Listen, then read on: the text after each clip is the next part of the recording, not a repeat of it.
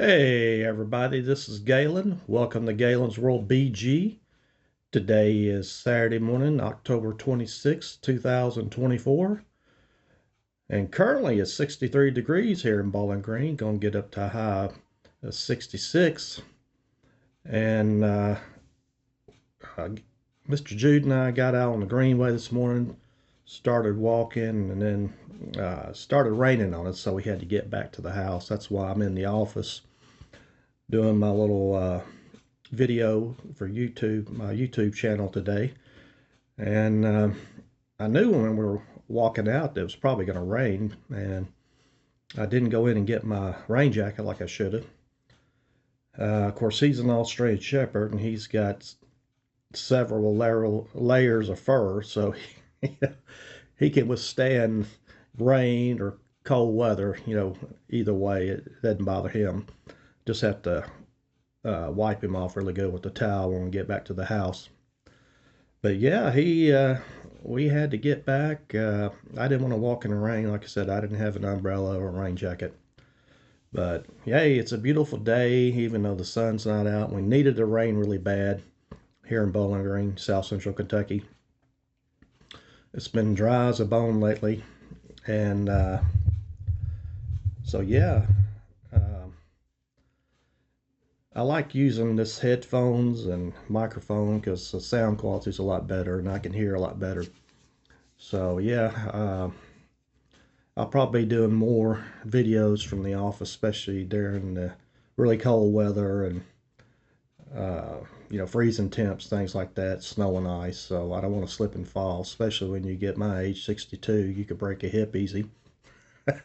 Even though I'm still in pretty good shape, a little overweight, obviously, but still hanging in there. But yay, Halloween is less than a week away. It's going to be next Thursday. And we've got a lot going on in Bowling Green, South Central Kentucky with Halloween stuff, haunted houses, Halloween parties, get-togethers. Last week they had the Harvest Festival downtown Bowling Green, and they say it was a big success. And I think I mentioned on one of the videos earlier this week that I dressed up as a hippie back in 1969 in the second grade down in Memphis, Tennessee, and I had a hippie mask and bell-bottom blue jeans and maybe a t-shirt of some sort. I can't remember exactly what kind of t-shirt. Maybe I wrote on it. When you're 7 years old and in second grade, your imagination kind of runs wild. But can you imagine? That was a sign of the times, in the late 60s, the Vietnam War, the hippie movement. So instead of me wanting to be a monster or a Frankenstein or a vampire, I wanted to be a hippie. So that's a good memory. But I got a Halloween memory now from Bowling Green. Like I said, I moved here in 1988.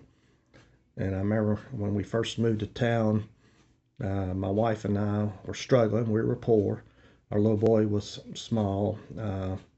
I think when I went to work for the Daily News, he was about 3 years old. Finally got my newspaper reporting job in the Daily News newsroom here in town, local newspaper. And I had gone to journalism school at Ole Miss for 5 years.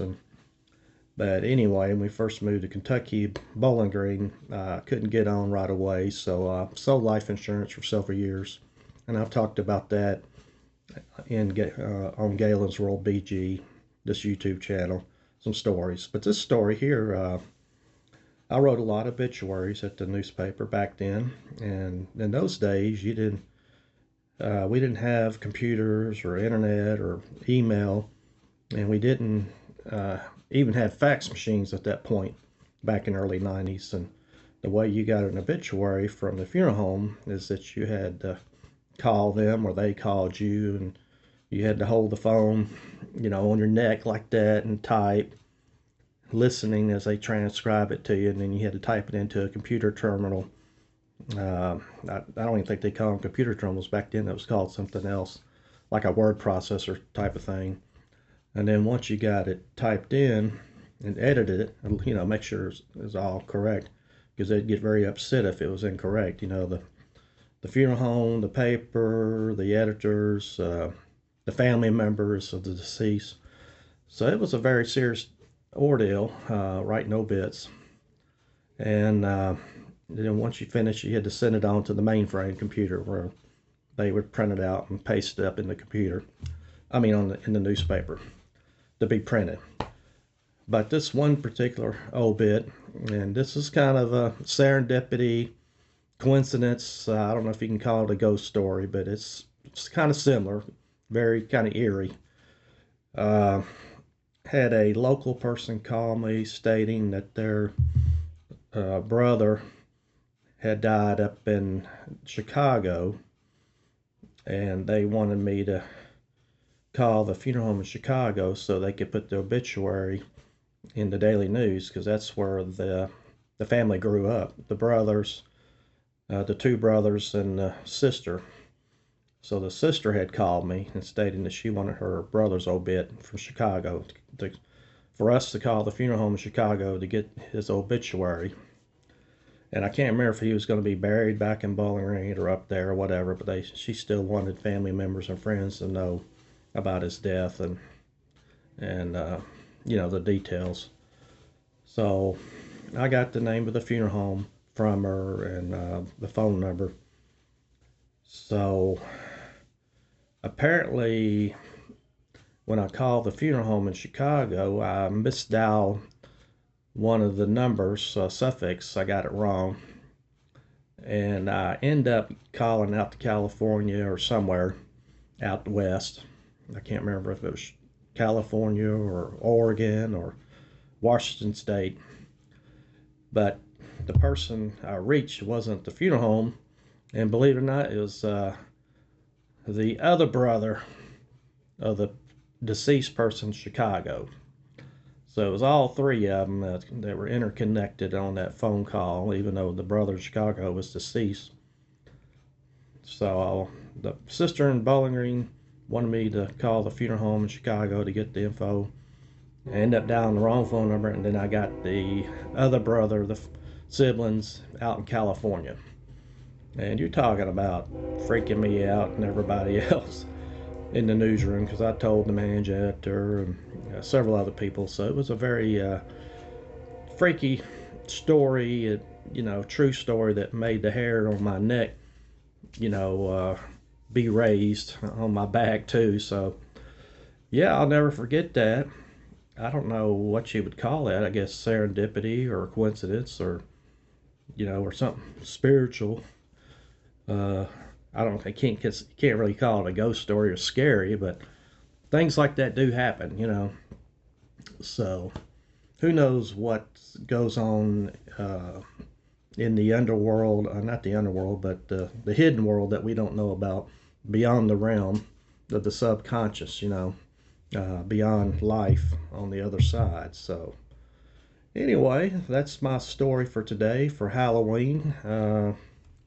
How long has it been here talking? Oh, about 8 minutes. I'm going to get off here. Mr. Jude is in the other room in the living room. I'm in the office. Patty's up there in the living room with Mr. Jude. So I'm going to call this episode, of course, it's number 20, and it's going to be called Mr. Jude Inside the House. So anytime we got to do one inside the house, it's going to be called Mr. Jude Inside the House. Anyway, I hope you all are doing great today, wherever you're at in the world. Remember to keep working hard. Not keep hard, but keep working hard. Keep your chin up and stay positive and stay safe. All right, this is Galen from Galen's World, BG. Can't talk today. And you all have a great day, and thanks for tuning in. Talk to you later. Goodbye.